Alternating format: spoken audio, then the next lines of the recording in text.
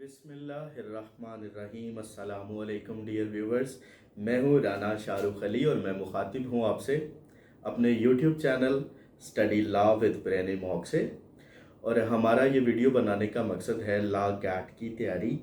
Law gate की तैयारी के लिए हम स्टडी करते हैं बेयर एक्ट्स को। अब बेयर एक्ट्स को हम स्टडी क्यों करते हैं, उसकी वजह यह है कि गैट के हवाले से सबसे जो इम्पोर्टेंट चीज़ है वो ये है कि गैट में किसी किस्म का कोई गेस नहीं है, किसी किस्म की कोई हेल्पिंग बुक नहीं है कि जहाँ से आप तैयारी कर सकें। तो सबसे बेहतर तरीक़ाकार जो है वो ये है कि आप बेयर एक्ट की लैंग्वेज को समझें, उसको पढ़ें और वहाँ से तैयारी करें। क्योंकि गैट के एग्ज़ाम में ज़्यादातर वो सवाल आते हैं, वो प्रोविजंस आती है, बल्कि ये कहना भी हरगिज़ गलत नहीं है कि बेयर एक्ट की लैंग्वेज को कॉपी पेस्ट किया जाता है और उसमें फिल इन द ब्लैंक्स बना दी जाती हैं। लिहाजा सबसे बेहतर है कि आप बेयर एक्ट से तैयारी करें, और बेयर एक्ट से तैयारी किस तरह करें उसको समझ के उसके कॉन्सेप्ट को क्लियर करें। लिहाजा इसी मकसद के लिए हमने ये वीडियो का सिलसिला शुरू किया है। हम बेयर एक्ट की तैयारी करते हैं, बेयर एक्ट से पढ़ते हैं और बेयर एक्ट की लैंग्वेज को समझने के लिए उसे उर्दू ट्रांसलेट करते हैं, यानी कि उसकी ट्रांसलेशन हम करते हैं उर्दू में, ताकि हमें पता हो कि प्रोविजन बात क्या कर रही है। अगर हमारा कॉन्सेप्ट उस हवाले से क्लियर होगा तो हमें पता होगा कि प्रोविजन पूछ क्या रही है और हमें इसका जवाब क्या देना है।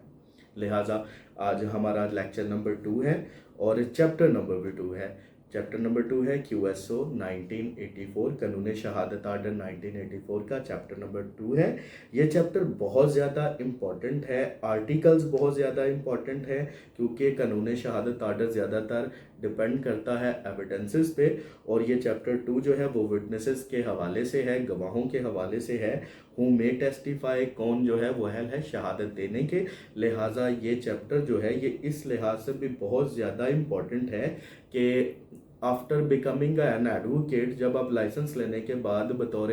वकील प्रैक्टिस कर रहे होंगे तो आपकी प्रैक्टिस में प्रैक्टिकली तौर पे भी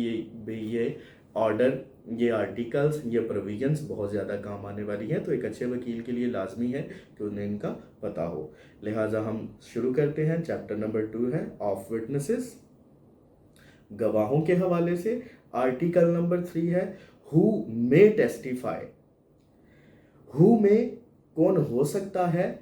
अहल, टेस्टिफाई, अहल या काबिल। हु में टेस्टिफाई, कौन अहल है या कौन गवाही देने के काबिल है। तो कहती है जी आर्टिकल नंबर 3 इसकी इंटरप्रिटेशन कर रहा है। इंटरप्रिटेशन आर्टिकल नंबर 3 कर रही है। क्या कह रही है आर्टिकल नंबर 3? कह रही है ऑल पर्सन्स, तमाम लोग, तमाम शख्स, शैल बी कम्पिटेंट, होने चाहिए अहल, टू टेस्टिफाई, गवाही देने के लिए। All person shall be competent, तमाम लोग कम्पिटेंट होने चाहिए, अहल होने चाहिए, टू टेस्टिफाई, गवाही देने के लिए, अनलेस, ता वक्त या के, जब तक द कोर्ट, अदालत, कंसीडर, तसव्वर करे, ख्याल करे, दैट के दे आर प्रिवेंटेड, ये मना नहीं है, प्रिवेंटेड मना नहीं है, काबिल नहीं है या माजूर है, फ्रॉम अंडरस्टैंडिंग, समझने से, द क्वेश्चन, सवालों को, पुट टू देम, जो इन पर किए जाएं। क्या बात की है उसने कहा है अनलेस द कोर्ट कंसीडर, जब तक कोर्ट ये तसव्वुर कर ले, दैट दे आर प्रिवेंटेड, कि वो माजूर ना है या काबिल ना है या मना ना है, फ्रॉम अंडरस्टैंडिंग, समझने से। माजूर किससे ना है? समझने से। द क्वेश्चन, सवालों को, पुट टू देम, जो उन पर किए जाएंगे, और फ्रॉम गिविंग रेशनल आंसर्स, या के देने के रेशनल आंसर्स, मंतकी जवाब, रीजनेबल आंसर जिसे आप कह सकते हैं, रेशनल आंसर, मंतकी जवाब, टू दोज क्वेश्चंस, उन सवालों के, by tender years. Tender years का मानी होता है कम उम्री, कम सुनी, सिगर सुनी भी आप कह सकते हो, ठीक है। एक्सट्रीम ओल्ड एज, ज़ईफुल उम्री की वजह से, ठीक है। आपने काफ़ी देखा होगा कि जब लोग बूढ़े हो जाते हैं, एक दिन हमें भी उसी एज में जाना है, जब बूढ़े हो जाते हैं तो जरा सुनने की ताकत कम हो जाती है, सवाल को समझने की ताकत कम हो जाती है। तो वो बात कर रहा है बाय टेंडर ईयर्स, कम सुनी की वजह से, कम उम्री की वजह से या सगीर सुनी की वजह से, एक्सट्रीम ओल्ड एज, ज़ईफुल उम्री की वजह से, डिसीज किसी बीमारी की वजह से, वेदर चाहे या ख्वाह ऑफ बॉडी और माइंड, वो जिस्मानी हो या जहनी हो, टू बॉडी और माइंड और एनी अदर काज, या कोई दूसरा बायस हो, कोई दूसरी वजह हो ऑफ द सेम काइंड, इसी तरह की।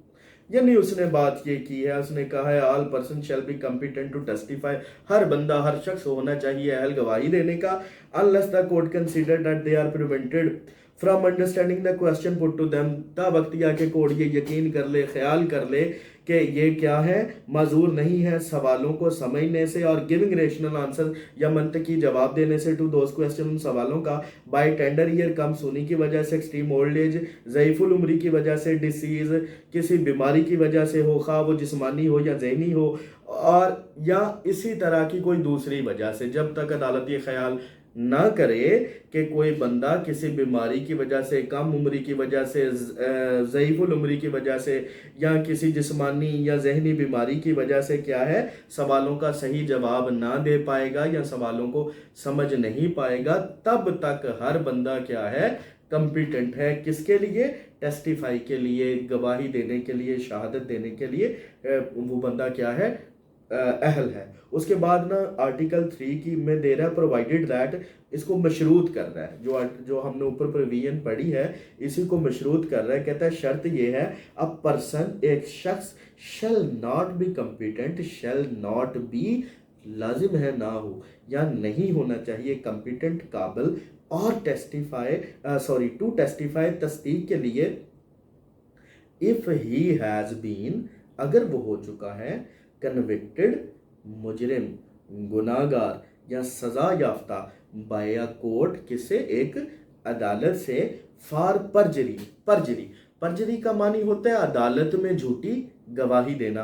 अपने सामने बैरक की बुक को खोल लें, एक लेड पेंसिल ले लें और हर जो आपको लफ्ज़ ऐसा लगता है कि इसका मानी आपको लिखना चाहिए, उसका आप मानी लिख लें साथ साथ, ठीक है, वो आपके लिए ज़रा इजी हो जाएगा। कहता है बाय अ कोर्ट, किसी अदालत की तरफ से, फॉर अ परजरी, किसके लिए, झूठी गवाही देने के लिए, आर गिविंग, या देने के लिए, फॉल्स एविडेंस, झूठी शहादत। उसने शर्त ये रख दी है, उसने कहा बाकी ऊपर वाली शराइत तो ठीक है, लेकिन इसमें यह चीज भी होनी चाहिए, a person shall not be competent to testify, एक बंदे को नहीं होना चाहिए अहल शहादत देने का, if he has been convicted by a court, अगर वो सजा याफ्ता है किसी अदालत की तरफ से, फॉर परजरी और गिविंग फॉल्स एविडेंस, झूठी गवाही देने के चक्कर में ऑलरेडी सजा याफ्ता है, या फिर उसने कोई झूठी शहादत पेश की थी, इस सिलसिले में वो सजा याफ्ता है, तो फिर उसको अहल नहीं होना चाहिए। अच्छा, उसके बाद फिर इसके लिए भी शर्त दे रहा है, कहता है provided further,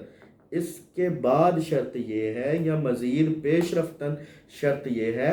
that the provisions of the first proviso, that the provisions के दफात ऑफ द फर्स्ट प्रोवाइजो, पहली शर्त की, शैल नॉट अप्लाई, तलाक पजीर ना होगी, अप्लाई इतलाक पजीर ना होगी, टू अ पर्सन, ऐसे शख्स पर, about home the court is satisfied, about home, जिसके मुतालिक द कोर्ट इज सेटिस्फाइड, अदालत मुतमिन हो चुकी है, दैट ही हैज रिपेंटेड, कि वो बाज आ गया है। रिपेंटेड का मानी होता है किसी चीज से बाज आ जाना, पशेमान हो जाना, रिपेंटेड पशेमान हो जाना, वो पशेमान हो गया है, देयर आफ्टर, इसके बाद, एंड मेंडेड, मुड़ चुका है, घोड़े वापस कर लिए उसने, हिज वेज, अपने रास्तों से। अच्छा जी, उसने क्या कह दिया, उसने कहा ऐसे शख्स की गवाही नहीं हो सकती जिसने अदालत में झूठी गवाही दे रखी हो, या वो अदालत में झूठी गवाही देने के चक्कर में सजा याफ्ता हो। उसके बाद उसने शर्त ये दे दी है, लेकिन अगर अदालत को यकीन आ जाए, अदालत सेटिस्फाई हो गई है कि ये बंदा अब ठीक हो गया है, पशेमान हो गया है, तायब हो गया है, तो फिर अदालत उसकी गवाही क्या कर सकती है, ले सकती है। फिर उसके बाद दोबारा कहता है प्रोवाइडेड फर्दर, इसके बाद शर्त ये है, that the court shell determine, that the court के अदालत शैल डिटरमाइन, तयन करे, द कम्पिटेंसी, काबिलियत का, ऑफ अ विटनेस, एक गवाह का, इन अकॉर्डेंस, के मुताबिक, विद द क्वालिफिकेशंस, उन तालीमात की प्रिस्क्राइब्ड मुकर्रर की गई हैं बाय द इंजक्शंस, अहकामात के मुताबिक, किसके? ऑफ इस्लाम, इस्लाम के, as laid down in the holy Quran, जैसा कि दी गई हैं किसमें? होली कुरान में, एंड सुन्ना, और सुन्नत में, फॉर विटनेस, गवाह के लिए। क्या कहा है उसने कहा है कि अदालत के लिए ज़रूरी है कि वो गवाह की अहलियत को मद्देनज़र इस सूरत में रखे, या गवाह की अहलियत को जो उसने टेस्टिफाई करना है वो इस कंडीशन पे करे जो कंडीशन मुकर्रर की है किसने? इस्लाम ने। किसके मुताबिक? कुरान और सुन्ना ने। ठीक है। उसके बाद कहता है एंड और वेयर, जहां सच विटनेस, ऐसा गवाह, इज नॉट फोर्थकमिंग, हाजिर ना हो, मौजूद ना हो, द कोर्ट में टेक, तो क्या कर सकती है अदालत? टेक द एविडेंस, ले सकती है शहादत, ऑफ अ विटनेस, एक गवाह की, हु मे बी अवेलेबल, जो मुयस्सर हो। कहता है अगर हंसी मुझे इस बात की आ रही है कि जाहिर सी बात है जब कोई नहीं है तो वो क्या कहते हैं कि यार अब तू है, तू ही बता दे क्या हुआ था। ठीक है। अच्छा, उसके बाद में इसकी एक्सप्लेनेशन दे रहा है, इसकी वो वजाहत कर रहा है, तशरीह कर रहा है। कहता है a lunatic is not incompetent to testify. Lunatic कहते हैं मजनून शख्स, पागल शख्स, दीवाना शख्स, या ऐसा शख्स जिसको दौरे आते हों पागलपन के। ठीक है, पागल शख्स। इज नॉट इनकम्पिटेंट, नहीं है, इज नॉट नहीं है, इनकम्पिटेंट, ना काबिल, टू टेस्टिफाई, शहादत देने के, अनलेस, जब तक, ता वक्त जाके, ही इज प्रिवेंटेड, जब तक वो मजूर है, बाय हिज ल्यूनेसी, अपनी दीवानगी से, फ्रॉम अंडरस्टैंडिंग, समझने के, द क्वेश्चन, सवालों को, पुट टू हिम, जो उस पर किए जाए, एंड गिविंग रेशनल आंसर्स, और मंतकी जवाब दे सके, टू देम, उनका। अच्छा, उसने कहा, क्या कहा है? उसने कहा है कि अगर कोई पागल शख्स भी है ना, वो भी गवाही देने के काबिल है।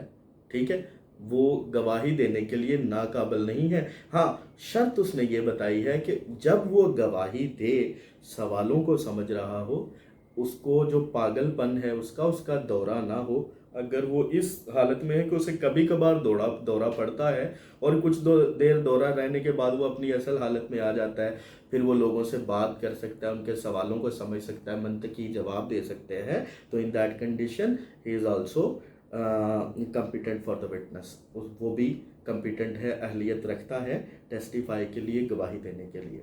ठीक है, उम्मीद है कि सही तरह से आपने इसको समझ लिया होगा। इसके बाद आर्टिकल 4 आ जाता है। आर्टिकल 4 किसकी इंटरप्रिटेशन कर रहा है? आर्टिकल 4 बता रहा है जजेस एंड मजिस्ट्रेट का। ठीक है, क्या कहता है? कहता है नो जज और मजिस्ट्रेट शैल, नहीं कोई जज या मजिस्ट्रेट चाहिए,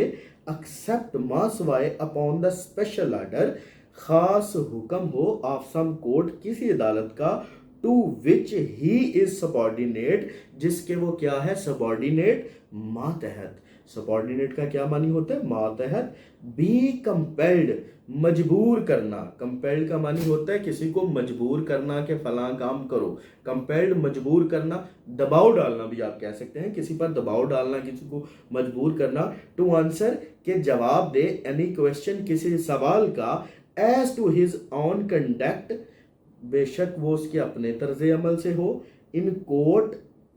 एज जज और मजिस्ट्रेट, जब वो क्या था? एज अ जज और मजिस्ट्रेट, जब वो जज और मजिस्ट्रेट था। अच्छा, इस आर्टिकल में उन्होंने क्या किया है? प्रिविलेजेस दिए हैं, हकूक दिए हैं। किनको दिए हैं उसने? जज और मजिस्ट्रेट को। आर्टिकल नंबर 4 है, क्या कह रही है आर्टिकल नंबर 4? आर्टिकल नंबर 4 कह रही है नो जज और magistrate shall except upon the special order, किसी जज या मजिस्ट्रेट पर दबाव नहीं डाला जा सकता, मजबूर नहीं किया जा सकता, except upon the special order, मां सवाए के कोई खास हुक्म हो, ऑफ सम कोर्ट, किसी अदालत का, to which he is subordinate, जिसके वो मातहत है। किसकी बात कर रहा है? जज और मजिस्ट्रेट की बात कर रहा है कि अगर कोई ख़ास हुक्म उनके ऊपर ना हो किसी स्पेशल अदालत का जिसके वो मातहत हैं, be compelled to answer of any question, तो उन पर दबाव नहीं डाला जा सकता कि वो जवाब दें किसी सवाल का, as to his own conduct, जब वो क्या कर रहे थे, तर्ज अमल कर रहे थे इन कोर्ट अदालत में, एज अ जज, क्या बतौर एक जज, और मजिस्ट्रेट या बतौर एक मजिस्ट्रेट, और या एज टू एनीथिंग विच कम, या कोई चीज आई विच कम आई टू हिज नॉलेज, उसकी नॉलेज में, उसके इल्म में, या उसे जब किसी चीज का मालूम हुआ या उसके इल्म में जब कोई बात आई इन कोर्ट अदालत में, एज सच जज और मजिस्ट्रेट, जब वो क्या कर रहे थे, बतौर जज और मजिस्ट्रेट वो काम कर रहे थे। उसने कहा कि जज और जो मजिस्ट्रेट हैं उन पर दबाव नहीं डाला जा सकता कि वो किसी सवाल का जवाब दें जब वो काम कर रहे थे अदालत में बतौर जज या बतौर मजिस्ट्रेट, माँ सिवाय इस चीज़ के कि किसी स्पेशल कोर्ट का ऑर्डर हो जिसके वो मातहत हैं। उसके बाद उसने दूसरी बात ये की है, उसने कहा है ऐसी कोई भी चीज़ जो उनके काम करने के दौरान उनके इल्म में आई हो तो उसके लिए भी उनको प्रेशराइज नहीं किया जा सकता कि आप इसका सवाल का जवाब दें, but he may be examine, लेकिन उनसे सवालात हो सकते हैं, एज टू अदर मैटर्स, दूसरे मामलात पर, देगर अमूर पर, विच अकर्ड, जो वकू पजीर हुए, अकर्ड वकू पजीर हुए, इन हिज प्रेजेंस, उनकी मौजूदगी में, वायलेस्ट ही वाज सो एक्टिंग, जब वो इस पर अमल पैरा थे, यानी कि जब वो कोई मुकदमा सुन रहे थे या जब अदालत में मौजूद थे तो उस दौरान अगर कोई देगर मामला हो गया तो उनके मुतल्लिक उनसे सवाल पूछा जा सकता है, लेकिन उनसे without special order of the court, जिसके वो मातहत है, जिसके वो सबॉर्डिनेट हैं, उनके ऑर्डर के बिना उन्हें मजबूर नहीं किया जा सकता कि वो किसी कार्रवाई में होने वाले किसी कार्रवाई में कोई सवाल है तो उसका वो जवाब दें, ज़रूरी नहीं है उनके लिए। इसके लिए वो इलस्ट्रेशन दे रहा है, इसको समझने के लिए पढ़ते हैं। कहता है ए ऑन हिज ट्रायल, अलिफ ऑन हिज ट्रायल, अपनी समाअत के दौरान, before the court of session court के रूबरू, सेज, कहता है, दैट अ डेपोजिशन, के एक बयान, वाज इम्प्रॉपरली गैर मौजू, या कह लें इम्प्रॉपरली नाजायज तरीके से, गैर मौजू तरीके से, टेकन बाय बी ने लिया था, द मजिस्ट्रेट, जो क्या था, एक मजिस्ट्रेट, वही बात आ गई ऊपर वाली, बड़ी जबरदस्त इलस्ट्रेशन दे दिया उसने। कहता है A on his trial before the court of session, लिफ जो है वो अपने मुकदमे की ट्रायल के दौरान, समाअत के दौरान, जो कि सेशन कोर्ट के सामने हो रहा है, कहता है सेज दैट, कहता है, अ डेपोजिशन, के एक बयान, was improperly taken by B ने एक बयान उससे गैर मौजू तरीके से, गैर कानूनी तरीके से ले लिया था। द मजिस्ट्रेट, वो क्या था, मजिस्ट्रेट बी को उसने मजिस्ट्रेट कहा है। B can not be compel, B पर दबाव नहीं डाला जा सकता, टू आंसर, के जवाब दे, क्वेश्चन एज टू दिस, उस सवाल का, एज टू दिस एक्सेप्ट, सिवाय इसके, upon the special order of superior court, वो इस सवाल का जवाब दे, एज टू दिस, इसके निस्बत से, एक्सेप्ट, बजुज या मासवाए, अपॉन द स्पेशल ऑर्डर, कोई खास हुक्म हो, ऑफ अ सुपीरियर कोर्ट, किसी अदालत आला का, सुपीरियर कोर्ट क्या, अदालत आला का। समझ आइए आपको बात की उसने क्या कहा, उसने कहा है अलिफ अपने ना मुकदमे की उसकी समाअत हो रही है सेशन कोर्ट में, वो कहता है कि जो मजिस्ट्रेट साहब है ना उनका उसने नाम भी रख दिया है, ठीक है, उन्होंने मेरे से एक बयान जो है ना वो गैर कानूनी, गैर मौजू तरीके से ले लिया था। अब उनको प्रिविलेज क्या दिया गया मजिस्ट्रेट साहब को, आर्टिकल 4 के हवाले से उन्हें ये प्रिविलेज दे दिया गया है कि उनको इस बारे में सवाल नहीं किया जा सकता कि हाँ भाई आपने क्यों गैर मौजू तरीके से लिया था, क्योंकि हो सकता है उस कार्रवाई के दौरान इसके जहन में है कि वो गैर मौजू था लेकिन उस कार्रवाई के दौरान वो मौजू हो, वही तरीका हो, तो उनसे ये सवाल नहीं पूछा जा सकता मजिस्ट्रेट साहब से। हाँ पूछा जा सकता है, कैसे, इस लिहाज से अगर उनके ऊपर जो अदालत है वो कोई ऑर्डर जारी करे या वो उनसे कहे कि आपने ये ऐसा क्यों किया था, वो उनसे सवाल कर सकती है। इसके बाद आर्टिकल 4 की क्लास बी है, उसमें इलस्ट्रेशन दे रहा है, क्या कह रहा है, कहता है ए इज अक्यूज्ड, ए क्या है, इल्ज़ाम अलैह है, मुजरिम है, before the court of session court के रूबरू, ऑफ हैविंग रखता है, गिवन दी है फॉल्स एविडेंस झूठी शहादत बिफोर बी के सामने, बी या मजिस्ट्रेट, यहां भी उसने बी को क्या कहा है, मजिस्ट्रेट का है, उसने कहा है अलिफ पर इल्जाम है कि उसने सेशन कोर्ट के सामने क्या किया है, झूठी गवाही दी है। B can not be asked, B से नहीं पूछा जा सकता व्हाट ए सेड, कि ए ने क्या कहा था, except upon the special order, जब तक के मौजूद ना हो या सिवाय इसके के मौजूद हो द स्पेशल ऑर्डर, खास हुक्म ऑफ द सुपीरियर कोर्ट, आला अदालत के। ठीक है, उसके बाद इस समझ आ गई होगी आपको। इसके बाद इसकी है क्लास सी। क्लास सी क्या कहती है, ए इज अक्यूज्ड, ए क्या है, इल्जाम अलैह है, मुजरिम है या मुलजिम है, before the court of session, court of session के रूबरू, ऑफ अटेम्प्टिंग करने के लिए, टू मर्डर कत्ल ऑफ अ पुलिस ऑफिसर, एक पुलिस ऑफिसर का ए पर इल्ज़ाम लगा दिया कि वो मुलजिम है कोर्ट ऑफ सेशन में कि उसने क्या किया, अटेम्प्ट किया मर्डर का, उसने कत्ल करने का अटेम्प्ट किया, किसका, पुलिस ऑफिसर का, वाइल जब ऑन हिज ट्रायल, उसकी समाअत के दौरान, बिफोर बी के सामने, यहाँ भी उनका बी से मुराद क्या है, मजिस्ट्रेट, अ सेशन जज, जो कि क्या है, मजिस्ट्रेट एक सेशन जज हैं, बी में बी एग्जामिन, बी से हो सकता है सवाल, एज टू व्हाट अक्योर्ड, के क्या वकू पजीर हुआ है। कहता है समाअत के दरमियान ए पर इल्ज़ाम ये है कि समाअत के दौरान उसने क्या कर दिया, मर्डर कर दिया किसी पुलिस ऑफिसर का, जो कि while on his trial before B, जब उसकी ट्रायल क्या हो रही थी, बी के सामने हो रही थी, या सेशन जज, जो सेशन जज है, बी में भी एग्जामिन, इस हवाले से बी से क्या हो सकता है, सवाल हो सकता है, एज टू व्हाट अक्योर्ड, के क्या वकू पजीर हुआ था, समाअत के दौरान उसने कोई मर्डर अटेम्प्ट कर दिया। ठीक है, उसके बाद है आर्टिकल नंबर 5। आर्टिकल नंबर क्या इंटरप्रिटेशन कर रहा है, आर्टिकल 5 इंटरप्रिटेशन कर रहा है, कम्युनिकेशंस ड्यूरिंग मैरिज। कम्युनिकेशंस का मानी आएगा यहाँ पे गुफ्तगू या इतला, या कम्युनिकेशंस का मानी बातें भी हो सकता है, इतला बातें या गुफ्तगू, ड्यूरिंग दौरान, मैरिज शादी के या अजवाज के। ठीक है, कम्युनिकेशंस ड्यूरिंग मैरिज, ज़माना अजवाज के दरमियान की बातें या गुफ्तगू या इतलात। नो पर्सन, कोई शख्स, नहीं कोई शख्स, हु इज, जो है, और हैज़ बीन, या रह चुका है।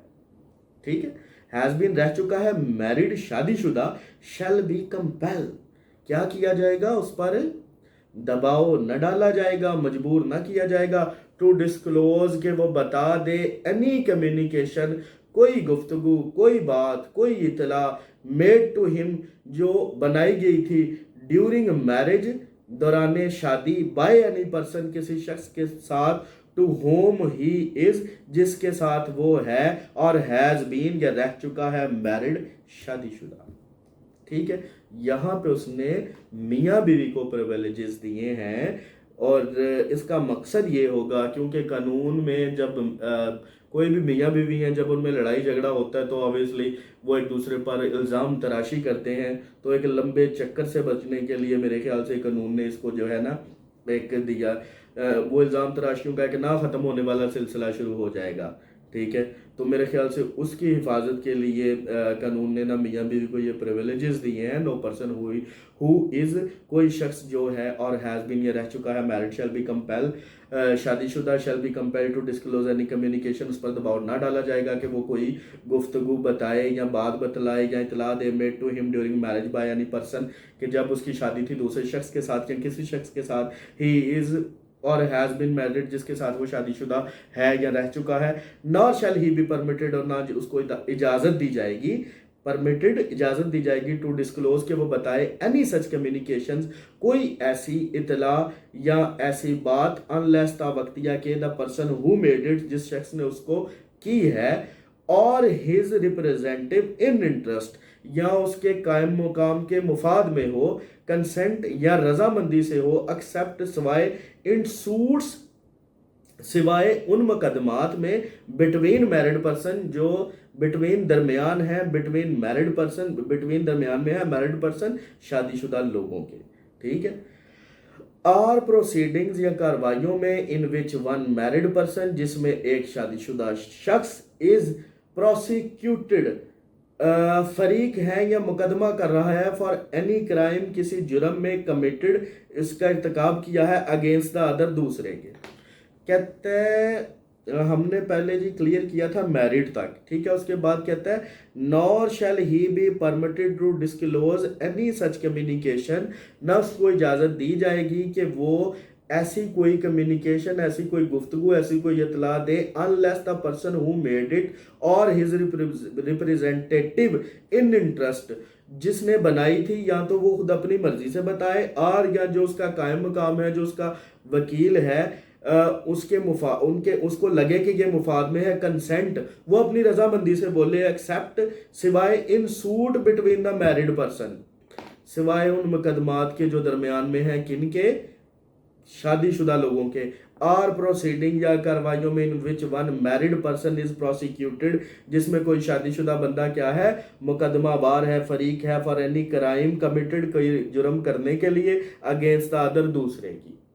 ठीक है। तो इसमें उसने प्रिविलेजेस किसको दे दिए हैं, प्रिविलेजेस इसने इसको दे दिए हैं शादीशुदा लोगों को, कि उनको कंपेल नहीं किया जा सकता कि वो ड्यूरिंग द मैरिज उनकी जो कम्युनिकेशंस हुई थी, कोई बीवी आके ये नहीं कह सकती कि जब मैं अपने खामद के साथ थी तो वो जनाब चोरियां करता था, ठीक है। तो इस तरह, क्योंकि आफ्टर जब भी मैरिज डिज़ोल्व हो जाती है तो उसके बाद इल्ज़ाम तराशियों का एक लंबा सिलसिला चलता है, तो उसको महफूज करने के लिए, ताकि मुकदमात का सिलसिला ही ना चल पड़े, उसको स्टॉप करने के लिए अदालत ने ये प्रिविलेजेस, कानून ने ये मुहैया किए हैं। अच्छा जी, उसके बाद आर्टिकल नंबर 6 है। आर्टिकल नंबर 6 किसकी इंटरप्रिटेशन कर रहा है? आर्टिकल नंबर 6 बता रहा है evidence as to affair of state,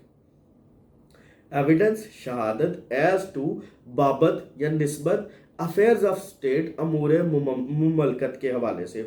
या अमूर मुमलकत की निस्बत से या बाबत से शहादत। अच्छा जी, क्या कह रहा है? No one shall be permitted, किसी शख्स को नहीं होनी चाहिए इजाज़त, या किसी को नहीं है इजाज़त, या किसी को नहीं होनी चाहिए इजाज़त, टू गिव एनी एविडेंस, के वो कोई सबूत दे दे, कोई शहादत दे दे, ड्राइव्ड ली गई हो, हासिल की गई हो, फ्रॉम अनपब्लिश्ड, गैर शायाशुदा, अनपब्लिश्ड गैर शायाशुदा ऑफिशियल रिकॉर्ड, सरकारी रिकॉर्ड से, रिलेटिंग टू ताल्लुक रखती हो, to any affairs of state अमूरे मुमलकत के साथ, एक्सेप्ट मा सवाए, with the permission of the officer, कि इजाज़त हो, परमिशन हो, ऑफ द ऑफिसर, ऐसे अफसर की, एट द हेड, जो क्या है, हाकिम है, ऑफ द डिपार्टमेंट, उस महकमा का, कंसर्न्ड मुतलका हो, हु शैल गिव,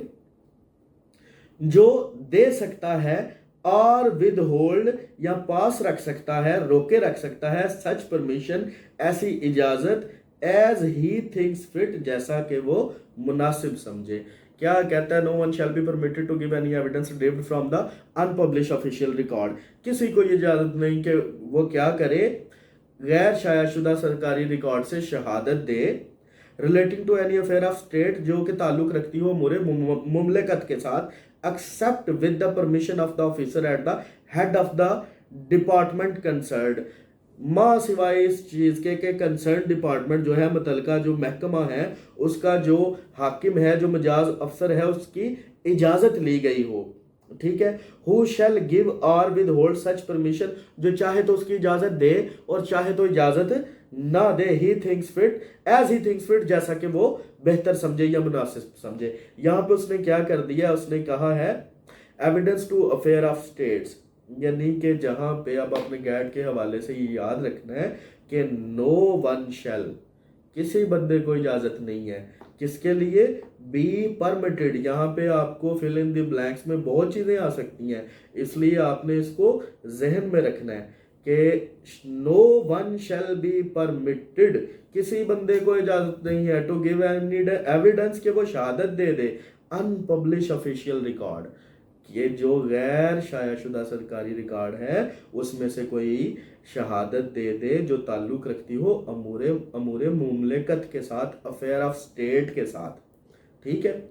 अगर कहते हैं ऐसा होगा तो किसके साथ कैसे होगा? परमिशन ऑफ द ऑफिसर, उस महकमे की, मुतलका महकमे का जो ऑफिसर है उसकी इजाज़त के साथ, और वो अगर बेहतर समझे। उसके बाद इसको इसके एक्सप्लेनेशन दे रहा है। एक्सप्लेनेशन में क्या कह रहा है? इन दिस आर्टिकल, इस आर्टिकल में ऑफिशियल रिकॉर्ड, सरकारी जो रिकॉर्ड है relating to the affair of state, अमूर मुमलकत से ताल्लुक रखता है, इंक्लूडिंग, उसमें शामिल है। अच्छा वो बता रहे हैं कि इसमें रिकॉर्ड में क्या क्या शामिल है। इंक्लूडिंग डॉक्यूमेंट्स, जिसमें दस्तावेजात शामिल हैं, कंसर्निंग के हवाले से इंडस्ट्रियल और कमर्शियल, वो सनती हैं या तजारती हैं, एक्टिविटीज, सरगर्मियाँ, कैरिड ऑन डायरेक्टली और इनडायरेक्टली, कैरिड चलाई जा रही हैं और डायरेक्टली बिल वास्ता, और इनडायरेक्ट डायरेक्टली या बिला वास्ता, बाय द फेडरल गवर्नमेंट, वफाकी हुकूमत की तरफ से, और प्रोविंशियल गवर्नमेंट, यहाँ के सूबाई हुकूमत की तरफ से, और एनी स्टैचुटोरी या ऐसी आइनी हैत, स्टैचुटोरी बॉडी, आइनी हैत, कानूनी साख्त की तरह की, और कॉरपोरेशन और कंपनी या कंपनी सेट अप कायम की गई हैं या बनाई गई हैं, और कंट्रोल्ड या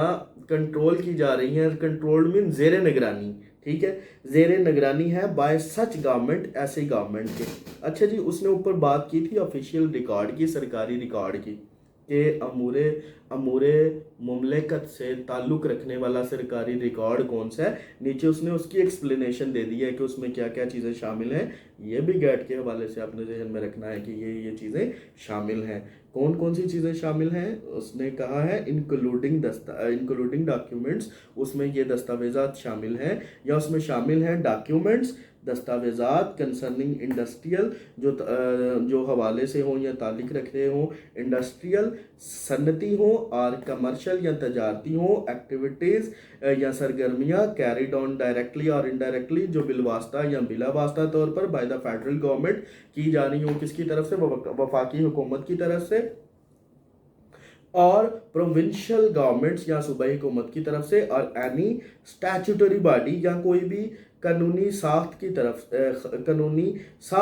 तरफ से, या कि कोई कानूनी बॉडी बनाई गई है, और कॉरपोरेशन और कंपनी या कंपनी सेट अप कायम की गई है, और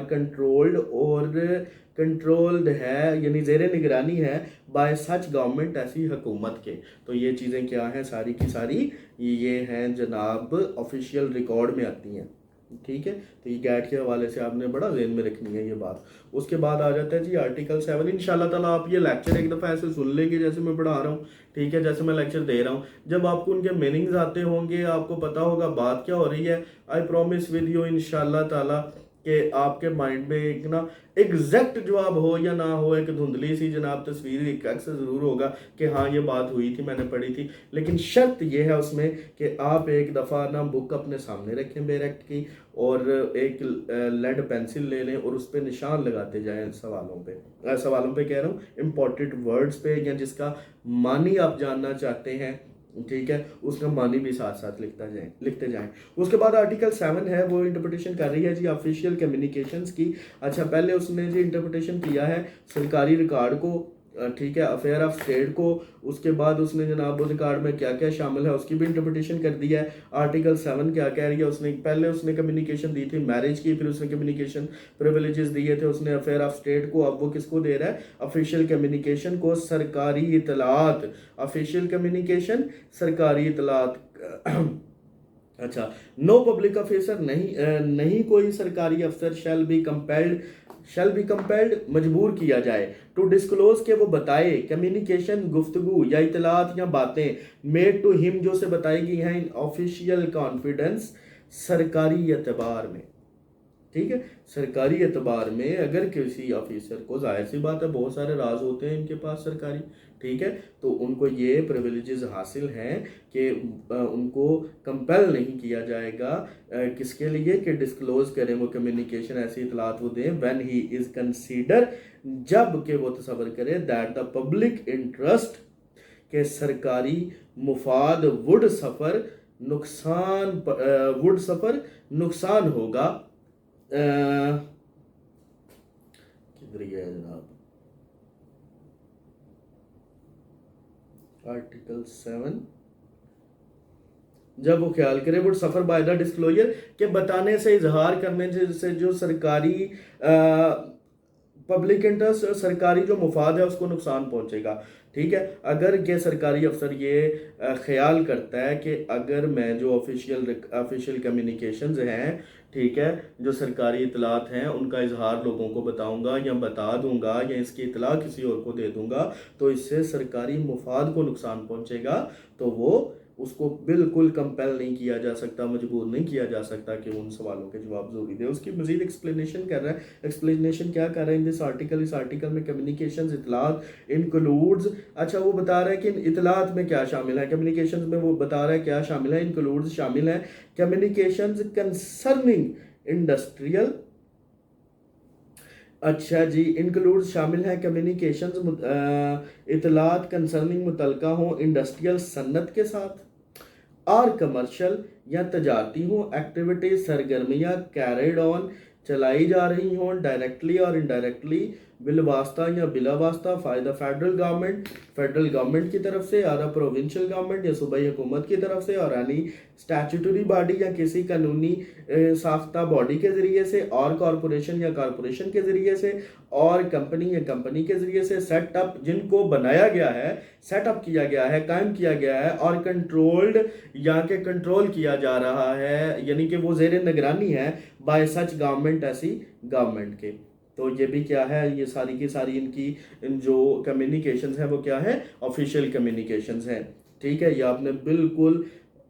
4, 5, 6, 7 अभी तक जो हमने पढ़ ली हैं इनमें प्रिविलेजेस दिए गए हैं, तो इनका आपने एक दफ़ा वर्ड टू वर्ड स्टडी कर लेनी है। मैं भी समझता हूँ कि ये सारी चीज़ें ज़ुबानी याद तो नहीं हो सकती, nobody is perfect like this कि वो इसको हिफज कर ले सबको, लेकिन आपको जिस तरह मैं बता रहा हूँ काइंडली एक दफ़ा आपने इस तरह पढ़ ज़रूर लेनी है। अच्छा, उसके बाद ना आर्टिकल नंबर 8 है, वो किसको इंटरप्रिटेशन कर रहा है, किसकी कर रहा है, वो कर रहा है इंफॉर्मेशन इतला एज टू मुतल्लक कम्युनिकेशन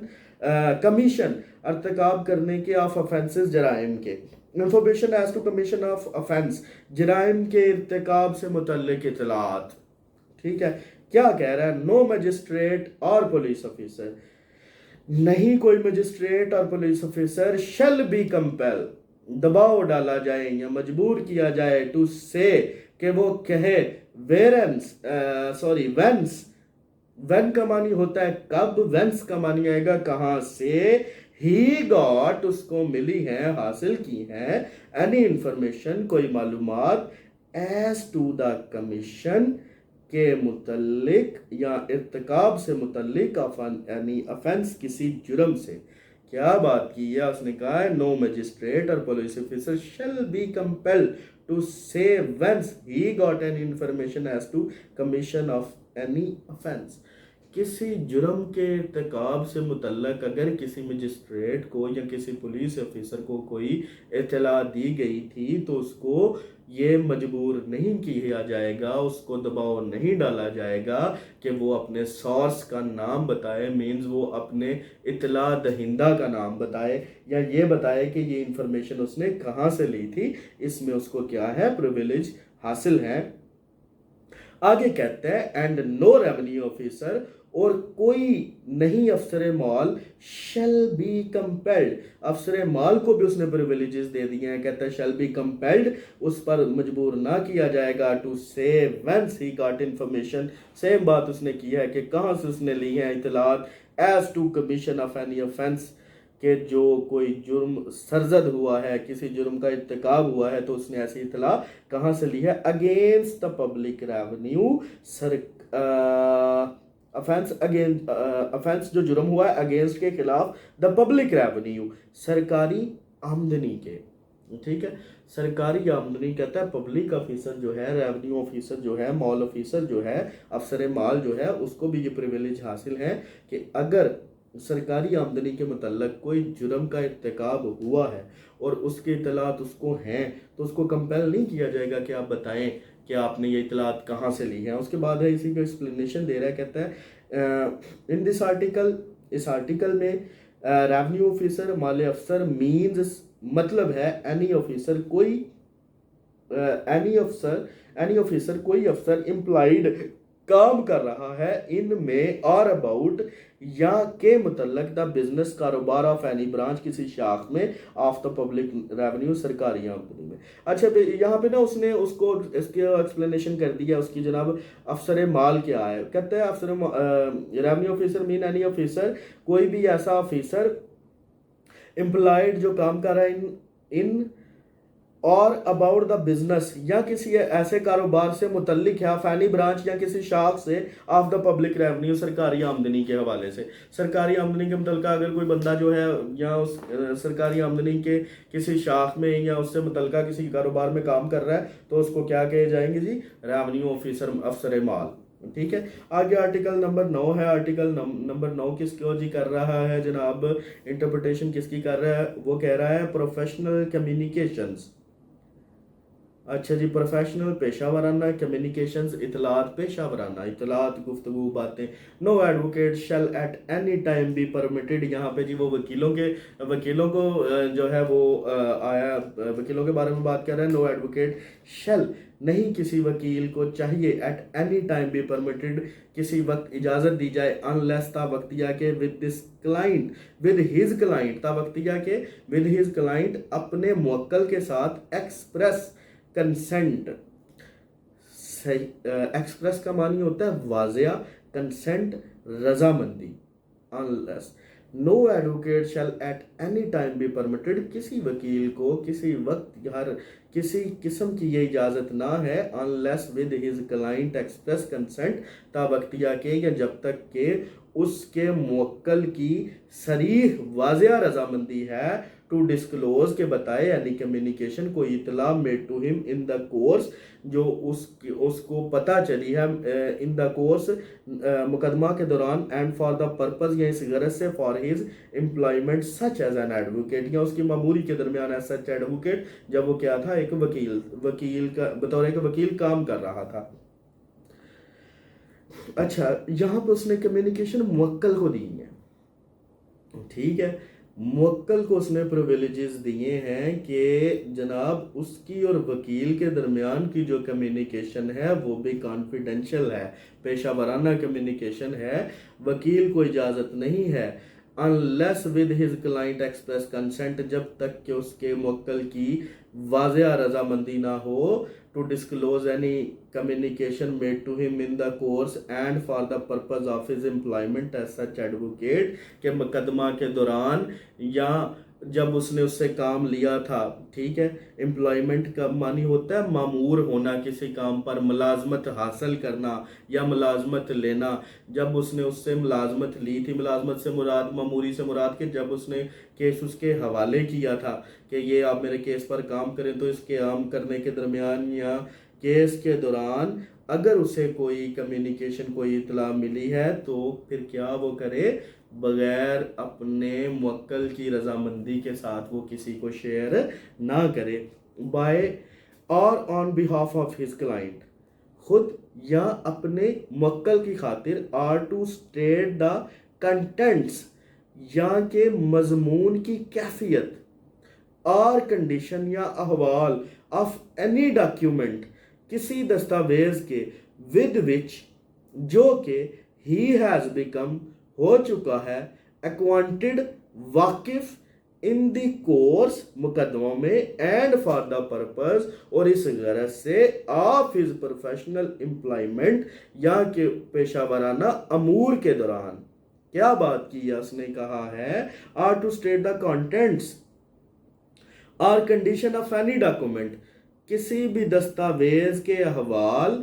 या उसका मजमून with which he has become acquainted जिसका उसको इल्म हो चुका है, जिससे वो वाकिफ हो चुका है इन द कोर्स मुकदमे में एंड फॉर द पर्पस जब उसने उससे वो एम्प्लॉयमेंट हासिल की थी बतौर वकील या जब वो एज अ एम्प्लॉयमेंट यानी कि बतौर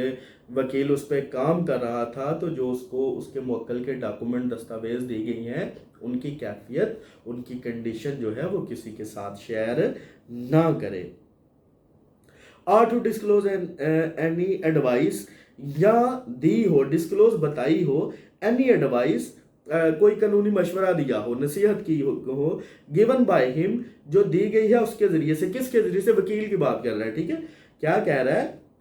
are to disclose any advice given by him, या उसने उसे कोई मशवरा दिया है टू हिज क्लाइंट, आगे बात अपने मुवक्किल को इन द कोर्स मुकदमा में and for the purpose of such employment. जाहिर सी बात है जब उसके पास एम्प्लॉयमेंट आई थी, उसके पास ये काम आया था, उसके पास ये मुलाजमत आई थी, या बतौर वकील जब उस पर वो मामूर था, तो इस दौरान अगर उसने उससे अपने मुवक्किल को कोई एडवाइस की है तो वो भी ना चाहिए कि दूसरी बस पार्टी को बता दे कि मैंने उसको ये मशवरा दिया, वो ये करने जा रहा है, जाओ अब आप ये कर दो। तो इसको भी उसने मुवक्किल को क्या किए हैं, प्रिविलेजेस दिए हैं कि वकील को हरगिज़ इजाज़त ना है कि काम करने के दौरान आप अपने मुवक्किल के राज दूसरे के साथ शेयर करते रहें। ठीक है, आर्टिकल 9 ने इसकी इंटरप्रिटेशन दी है। अच्छा, प्रोवाइडेड दैट कहता है मशरूत ये है, nothing in this article shall protect from the disclosure, nothing in this article नहीं है इस आर्टिकल में, शैल प्रोटेक्टेड महफूज फ्रॉम डिस्क्लोजर बताने से, अफशा करने से। अच्छा, क्या नहीं है जी, वो आगे बढ़ते हैं। क्लास 1 बता रही है, कहती है एनी सच कम्युनिकेशंस, कोई भी ऐसी इतला मेड और फर्दरेंस मेड बनाई जाए इन फर्दरेंस पेशरफ्त के लिए ऑफ एनी इलीगल गैर कानूनी पर्पज मकसद के लिए। अच्छा, कहते हैं इसमें ऐसी कोई इतला शामिल नहीं है जिसकी पेशरफ्त गैर कानूनी मकसद के लिए की गई है। एनी सच कम्युनिकेशंस, कोई भी ऐसी इतला मेड इन फर्दरेंस जो बनाई गई है पेशरफ्त के लिए ऑफ एनी इलीगल पर्पज, किसी गैर कानूनी मकसद के लिए, और या आगे क्लास 2 है वो क्या कह रही है, कहती है any fact observed, any fact कोई वाकया ऑब्जर्व मुशाहदा किया है बाय एन एडवोकेट किसी वकील ने इन द कोर्स मुकदमे में ऑफ हिज एम्प्लॉयमेंट मामूरी के दौरान एज सच शोइंग जो कि दिखा रहा है दैट के एनी क्राइम और फ्रॉड कोई जुर्म या धोखा हैज बीन कमिटेड इर्तिकाब हो गया है सिंस द कमेंसमेंट आगाज में, कमेंसमेंट आगाज में, इब्तिदा में ऑफ हिज एम्प्लॉयमेंट उसकी ममूरी के दौरान, whether the attention of such advocate whether खा द अटेंशन तवज्जो ऑफ सच एडवोकेट वकील की वॉज थी और वाज या थी नॉट नहीं थी या नहीं थी, और वाज और वाज नॉट थी या ना थी, डायरेक्टेड या कराई गई टू सच फैक्ट ऐसे वाक्य के मुतल्लक, डायरेक्टेड कराई गई टू सच फैक्ट ऐसे वाक्य के मुतल्लक बाय और on behalf of his client उसके मुवक्किल ने या उसने खुद। अच्छा, कहता है ऐसा कोई भी जुर्म,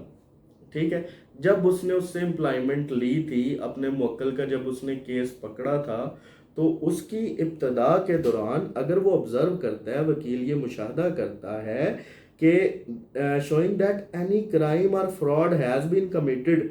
कि कोई धोखा या फ्रॉड हो गया है कमिटमेंट इब्तिदा के दौरान ऑफ हिज एम्प्लॉयमेंट उसकी ममूरी की, whether the intention of such advocate, चाहे तो वो उसका उसकी तरफ वकील की तवज्जो थी या मुवक्किल की तरफ से कराई गई या ना कराई गई हो, ठीक है, तो अगर कोई वो ऐसा काम देखता है, ऐसा जुर्म या धोखा देखता है जो काम के दौरान हो गया है, तो इस सूरत में क्या है, इसको भी प्रिविलेज हासिल नहीं है, ये भी बताने से महफूज ना है। इसकी एक्सप्लेनेशन दे रहा है, क्या कह रहा है, द ऑब्लिगेशन पाबंदी स्टेटेड बयान इन द आर्टिकल, इस आर्टिकल में कंटिन्यूस जारी रहेगी आफ्टर द एम्प्लॉयमेंट मामूल हो जाने के बाद, हैज़ बीन सीज्ड कायम रहेगी। कहता है कि ये एम्प्लॉयमेंट हो जाने, कंप्लीट हो जाने के बाद भी ये पाबंदी कायम रहेगी। उसकी इलस्ट्रेशंस दे रहा है, क्या इलस्ट्रेशन दे रहा है, यहाँ से ये जब पढ़ेंगे तो इसकी हमें टोटल सारे की समझ आ जाएगी। क्या कहता है, अ क्लाइंट ए अलिफ अ क्लाइंट सेज बी, जो ए है वो अ क्लाइंट है, सेज टू बी, बी को कहता है एन एडवोकेट, बी को क्या है, बी एक एडवोकेट है। आई विश टू ऑब्टेन, मैं चाहता हूं हासिल करना, पोजेशन कब्जा, ऑफ प्रॉपर्टी किसी जायदाद का, by use of forged deed, forged का मानी होता है जाली, डीड दस्तावेज, फोर्ज्ड डीड जाली दस्तावेज, ऑन विच जिस पर, इन रिक्वेस्ट यू आपको दरखास्त करता हूं, टू सू के आप दावा दायर करें, नालिश दायर करें। बात आ गई वो कि जो उसने बात ऊपर की थी क्लास 2 में, उसने कहा था अगर किसी मुलाजमत पकड़ने के दौरान, केस मुकदमा पकड़ने के दौरान आपको पता चलता है कि इसमें कोई जुर्म या धोखे का इर्तिकाब हो रहा है, तो जो ऐसी कम्युनिकेशन है यानी कि वकील और मुवक्किल के दरमियान की जो ऐसी कम्युनिकेशन है, इनको ये प्रिविलेजेस हासिल ना है इस कम्युनिकेशन को कि इसको दूसरे को डिस्क्लोज ना किया जा सके, अगर चाहे तो कर सकते हैं, यानी कि ये जुर्म नहीं है। अब ये प्रोफेशनल मिसकंडक्ट में नहीं आएगा, ठीक है। उसके बाद उसने क्या की है, क्या कहा, हाँ, उसके बाद कहता था कम्युनिकेशन इतला बीइंग मेड इन फर्दरेंस बनाई गई है पेशरफ्त के लिए ऑफ क्रिमिनल पर्पस, गैर कानूनी मकसद के लिए, इज नॉट प्रोटेक्टेड नहीं है, महफूज फ्रॉम डिस्क्लोजर बताने के या अफशा करने के। द कम्युनिकेशन इतला बीइंग मेड द कम्युनिकेशन गुफ्तगू या इतला बीइंग मेड बनाई गई हो इन फर्दरेंस पेशरफ्त ताकुब के लिए, पेशरफ्त के लिए ऑफ क्रिमिनल पर्पस, किसी गैर मकसद को पूरा करने के लिए, गैर कानूनी कोई मकसद है उसको पूरा करने के लिए अगर कोई गुफ्तगू की जा रही है, is not protected from the disclosure, तो वो महफूज नहीं है बताने से, अफशा करने से। अच्छा जी, उसके बाद इसी की क्लास बी है इलस्ट्रेशंस की, क्या कहता है, ए बीइंग चार्ज्ड, ए पर इल्जाम है विद इम्बजलमेंट, गबन का, इम्बजलमेंट होता है गबन करना, या आप कह लें किसी चीज को या धोखे में ही आ जाता है, गबन करना ही इसको कहेंगे। रिटेन्स हासिल करता है या खिदमात लेता है, बी एन एडवोकेट, किसकी, बी की, बतौर वकील, एन एडवोकेट बतौर वकील, टू डिफेंड हिम के जवाबदही दे, इन द कोर्स मुकदमे में, आफ्टर प्रोसीडिंग या कार्रवाई में, बी ऑब्जर्व, बी मुशादा करता है, that an entry has been made, के एक अंदराज किया गया है, दैट एन एंट्री एक अंदराज हैज बीन मेड किया गया है, in as account book, A के किताबचे में या खाते में, चार्जिंग हवाला, A with the sum said to have been embezzled, A with the sum said, A ने बयान किया है, टू हैव बीन एम्बेजल्ड के गबन हो गया है, which entry was not in the book, ये इंदराज was not in the book, खाते में ना था, एट द कमेंसमेंट, इब्तदा में, ऑफ हिज एम्प्लॉयमेंट, इसकी मामूरी में। क्या कहता है कि जनाब ए जो है वो इल्ज़ाम लाया है कि गबन उसने कोई की है, उसके बाद जी वो रिटेन्स खिदमात लेता है, बी एडवोकेट एक वकील की, टू डिफेंड हिम के वो उसका जवाब दावा दायर करे या उसको डिफेंड करे, इन the course of the his proceeding, इस कार्रवाई के दौरान बी ऑब्जर्व, बी ने मुशादा किया कि एक ऐसी एंट्री कर दी गई है उसके खाते में जो कि जब उसने केस उसे पकड़ा था तो ये एंट्री वहां पर मौजूद ना थी, जबकि अब ये एंट्री कर दी गई है और इसी के मतलब वो कह रहा है कि गबन हो गया, तो ये भी क्या है, इसको भी प्रिविलेज हासिल नहीं है, ये प्रोटेक्टेड नहीं है, ठीक है। उसके बाद कहता है this being a fact observed by B, ये एक वाकया है ऑब्जर्व्ड बाय बी जो कि बी ने मुशाहदा किया है, in the course of his employment, अपनी मामूरी के दौरान, showing that a fraud has been committed, के एक धोखे का इर्तिकाब हो चुका है, fraud has been committed, fraud किया जा, फ्रॉड धोखा किया जा चुका है, धोखे का इर्तिकाब किया जा चुका है, since the commencement of the proceeding, कार्रवाई के आगाज से ही, it is not protected from disclosure, तो ये महफूज नहीं है बताने से। आर्टिकल 9 हो गए हैं जी, ठीक है। उसके बाद है आर्टिकल नंबर 10, ये किसकी इंटरप्रिटेशन कर रहा है, आर्टिकल 10 जो है वो इंटरप्रिटेशन कर रहा है द प्रोविजन दफात ऑफ आर्टिकल 9, आर्टिकल 9 की जो दफात है शैल अप्लाई इतलाक पजीर होंगी टू इंटरप्रेटर्स, तर्जमानों पर, मुतरजम पर, तबीर गो पर, एंड द क्लर्क्स और मुहर्रों पर, और द सर्वेंट्स मुलाजमीन पर, ऑफ द एडवोकेट्स वकीलों के, मुहर्र नहीं यहाँ पर आएगा मुंशी, ठीक है।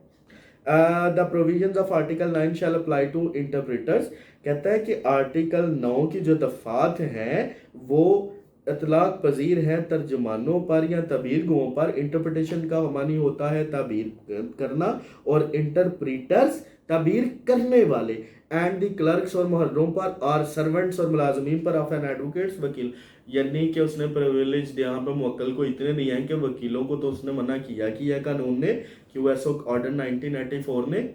और उसने साथ उनके क्लर्कों पर भी पाबंदी लगा दी है कि आप भी उनकी इंफॉर्मेशन शेयर नहीं कर सकते। जो जो क्लास उन पे लगाई गई है सेम कह रहा है आर्टिकल 9 भी अप्लाई करती है इन पर भी, ठीक है। उसके बाद आर्टिकल नंबर 11 है प्रिविलेज, हक नॉट वेव्ड, जाया ना होगा या नॉट वेव्ड, जाया ना होगा, तर्क ना होगा बाय वॉलंटियरिंग एविडेंस, रजाकाराना शहादत से, ठीक है। उसने कहा इफ एनी पार्टी, अगर कोई फरीक टू अ सूट, एक मुकदमा में, गिव्स एविडेंस, देता है शहादत, therein at his own instance,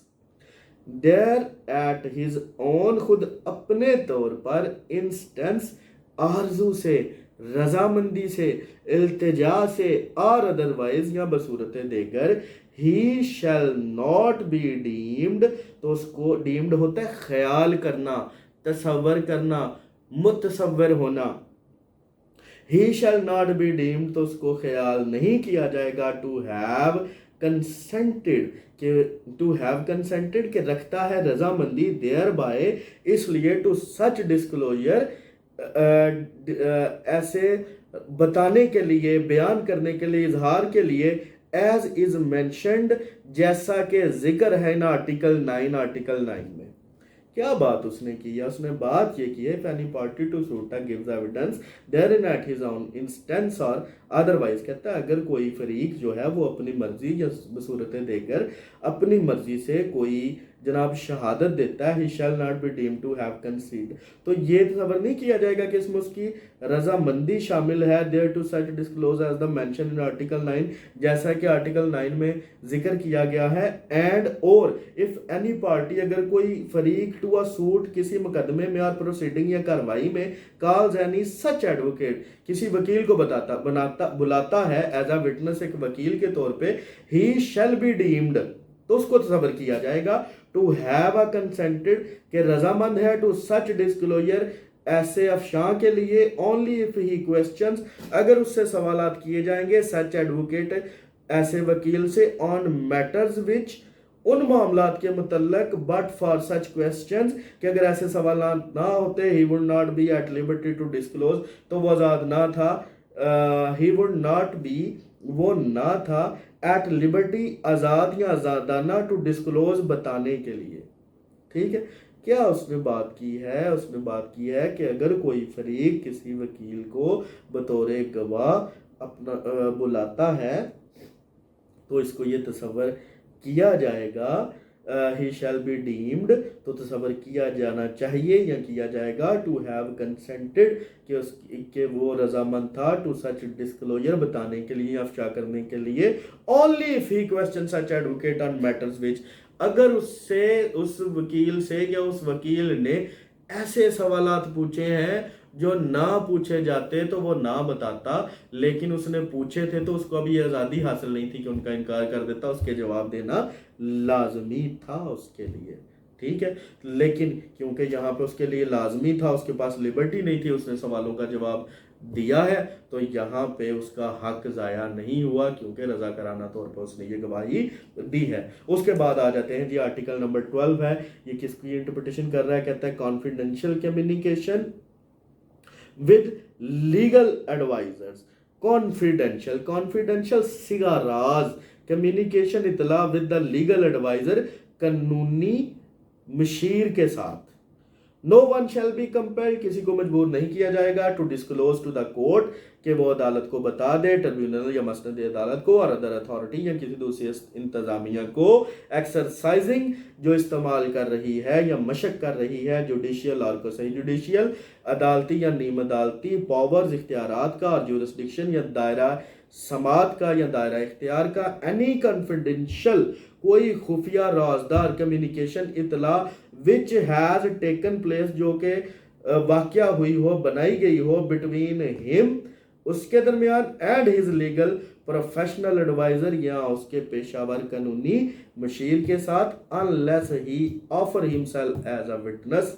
बात उसने क्या किया, no one shall be compelled to disclose the court to tribunal or to other authority or exercise judicial or quasi judicial powers or jurisdictions or any confidential communication which has taken place between him and his legal professional adviser. क्या कहता है, कहता है किसी शख्स को मजबूर नहीं किया जाएगा किसी अदालत में, किसी ट्रिब्यूनल मसनद अदालत में और या किसी ऐसी बाख्तर अथॉरिटी के सामने जो इस्तेमाल कर रही है क्या अदालती या नीम अदालती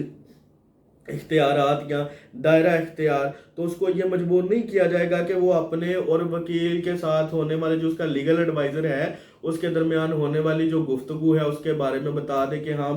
किसी मुवक्किल को ये नहीं पूछा जाएगा कि हाँ भाई आपके वकील के साथ जो कम्युनिकेशन हुई है, जो कॉन्फिडेंशियल कम्युनिकेशन हुई है, सिगा राज वाली जो गुफ्तगू हुई है वो आप हमें बता दें। कब तक, अनलेस वक्तिया के ही ऑफर्स हिमसेल्फ, वो खुद को पेश कर दे, ऑफर्स पेश करना हिमसेल्फ खुद को एज अ विटनेस बतौर गवाह, इन विच केस ही में बी कंपेल्ड,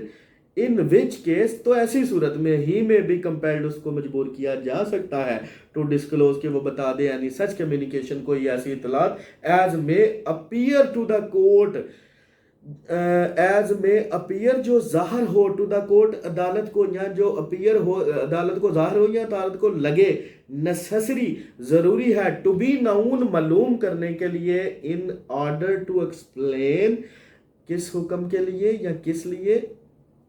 इस सबब के लिए, एक्सप्लेन एनी एविडेंस किसी तशरीह के लिए, शहादत की तशरीह के लिए, शहादत को मालूम करने के लिए या मज़ीद उसकी जांच पड़ताल के लिए अगर अदालत को लगे कि ऐसी कम्युनिकेशन को जाहिर करना ज़रूरी है तो फिर उससे पूछ सकती है। किससे पूछ सकती है? जो क्या करे, ही ऑफर हिमसेल्फ, जो पेश कर दे खुद को एज अ विटनेस, एक गवाह के तौर पर, विच ही हैज़ गिवन, जो उसने दी है, क्या शहादत जो उसने दी थी, बट नो अदर्स, लेकिन इसके अलावा और कोई नहीं। ठीक है, उसके बाद आ जाता है जी आर्टिकल 13। आर्टिकल 13 क्या कहता है? आर्टिकल नंबर 13 किसकी इंटरप्रिटेशन कर रहा है? कह रहा है प्रोडक्शन, पेश करना, ऑफ टाइटल डीड्स, कानूनी दस्तावेज, ऑफ विटनेस, गवाह के, नॉट अ पार्टी, जो क्या नहीं है, फरीक नहीं है। Production of the title of witness, title deed of witness, कानूनी दस्तावेज गवाह की तरफ से पेश करना, नॉट अ पार्टी, जो किसी मुकदमे में क्या नहीं है, फरीक नहीं है। कहता है no witness who is not a party, कोई गवाह जो नहीं है एक फरीक, टू अ सूट, किसी मुकदमा में, शैल बी कंपेल्ड, दबाव नहीं डाला जाएगा, मजबूर ना किया जाएगा, टू प्रोड्यूस के पेश करे, हिज टाइटल डीड, अपनी कानूनी दस्तावेजात, टू एनी प्रॉपर्टी, किसी जायदाद के, और एनी डॉक्यूमेंट, या कोई दस्तावेज, इन विर्चू ऑफ विच, जो उसके जेरे असर है, विर्चू जेरे असर होना, ऑफ विच, जो के ही होल्ड्स, रखता है, उसके पास है, रखता है, एनी प्रॉपर्टी, कोई प्रॉपर्टी, एज प्लज, गिरवी या रहन रखता है, और मॉर्गेजी, यहाँ के क्या करता है, गिरवी रखने वाला है, मुर्तहन है, और एनी डॉक्यूमेंट, या कोई दस्तावेज, the production of which might tend to criminate him, the production, उसकी पेश साजी, ऑफ विच माइट टेंड, उसको ठहरा सकती है, टेंड होता है ठहराना, माइट हो सकता है ठहरा दे, टू क्रिमिनेट हिम, क्या ठहरा दे उसको, एक मुजरिम। बात उसने क्या की है जी? बात उसने यहाँ पे ये की है, उसने कहा है no witness who is not a party, ऐसा कोई गवाह जो कि खुद मुकदमा फरीक नहीं है, ठीक है,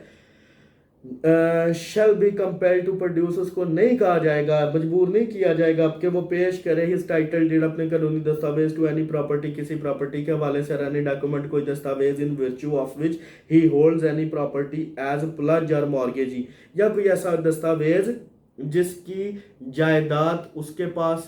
गिरवी रखी गई है, ठीक है, किसी मुर्तहन ने अपनी जायदाद उसके पास गिरवी रखी है, तो जो गिरवी रखने वाला है, जिसके पास गिरवी रखी गई है, उसको मजबूर नहीं किया जाएगा कि इस प्रॉपर्टी के हवाले से हमें क्या करें, कोई ऐसे दस्तावेजात पेश करें कि जिनके पेश करने से वो मुजरम ठहर सकता हो, क्रिमिनेट हो सकता हो। अनलेस तावक्तिया के ही हैज़ एग्रीड, वो इकरार कर ले इन राइटिंग तहरीरी टू प्रोड्यूस के वो पेश करेगा देम उनको विद द पर्सन उस शख्स के साथ सीकिंग द प्रोडक्शन जो चाहता है, सीकिंग चाहता है द प्रोडक्शन को पेश करना ऑफ सच डीड ऐसे दस्तावेज को और सम पर्सन्स या ऐसे शख्स से फ्रॉम हुम ही क्लेम्स या जो कि इसका उसमें दावेदार है। ठीक है, उसके बाद दोबारा मैं आपको बता देता हूँ, कहते हैं अनलेस तावक्तिया के he has agreed in writing कि उसने कोई तहरीरी इकरारनामा किया हो कि वो पेश कर देगा with the person seeking the production, अगर कोई बंदा पेश करना चाहेगा तो वो उसके साथ उसको पेश कर देगा। किसको? ऐसे डॉक्यूमेंट को उसने कोई तहरीरी मुआहदा किया हो ऑफ सच डीड्स ऐसे दस्तावेज के बारे में, some person from whom he claim या फिर किसी ऐसे शख्स के साथ जो कि उसमें दावेदार हो। ठीक है, कोई शख्स उसमें दावा रखता हो तो उसके साथ अगर उसने तहरीरी किया हुआ तो वो पेश कर देगा। अदरवाइज उसने अगर नहीं किया हुआ तो he can not be compelled, उसको क्या किया जाएगा? मजबूर ना किया जाएगा। उसके बाद आ जाता है जी आर्टिकल नंबर 14। आर्टिकल नंबर 14 किसकी इंटरप्रिटेशन कर रहा है? कह रहा है प्रोडक्शन ऑफ डॉक्यूमेंट, पेश करना डॉक्यूमेंट दस्तावेज को विच एन अदर पर्सन दूसरे शख्स के साथ हैविंग पोजेशन जो क्या रखता है? काबिज है, कुड रिफ्यूज टू प्रोड्यूस कर सकता है, रिफ्यूज इनकार टू प्रोड्यूस पेश करने से। कहते हैं no one shall be compelled, किसी शख्स को मजबूर ना किया जाएगा टू प्रोड्यूस के वो पेश करे डॉक्यूमेंट्स कागजात दस्तावेज इन हिज पोजेशन जो उसके कब्जे में है, विच any other person which any अगर होते विद एनी अदर पर्सन किसी दूसरे शख्स के पास would be entitled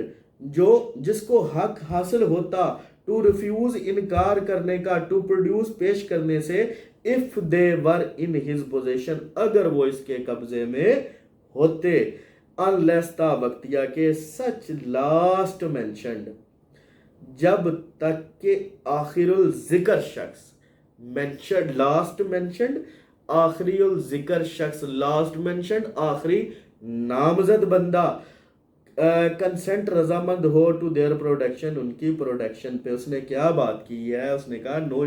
no one shall be compelled to produce document in his possession which any other person would be entitled to refuse to produce if them. किसी बंदे को compel नहीं किया जाएगा, मजबूर नहीं किया जाएगा